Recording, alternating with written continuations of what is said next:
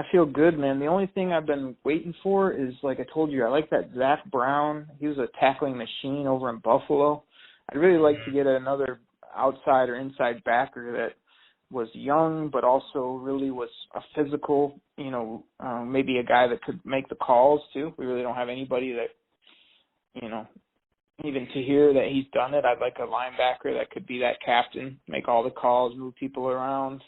For the next little while, but we really need to address linebacker, and sometimes that's better in free agency than the draft because you can get them at decent price and they already have experience rather than a new guy. Right.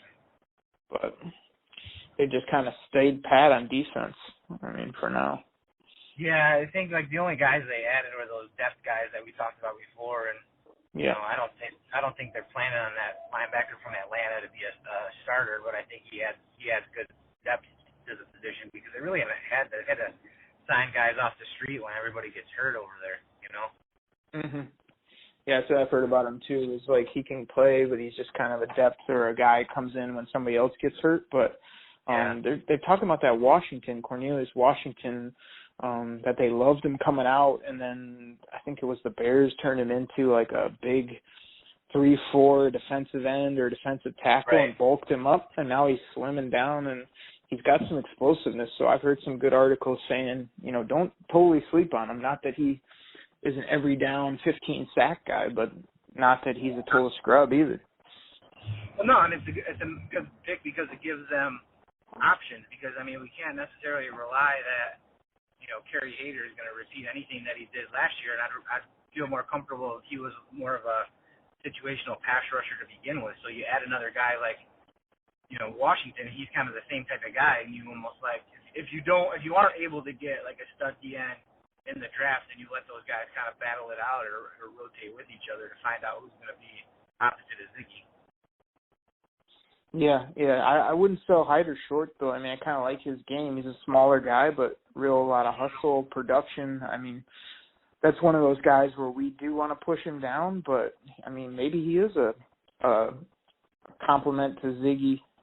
I don't know. I don't think he's a one-year guy. I think you're going to see him be productive again this year, but, I think we do need a physical, guy that could be a all-pro, on our roster, but that might take a couple years. So Kerry Hyder might be that guy on the other side.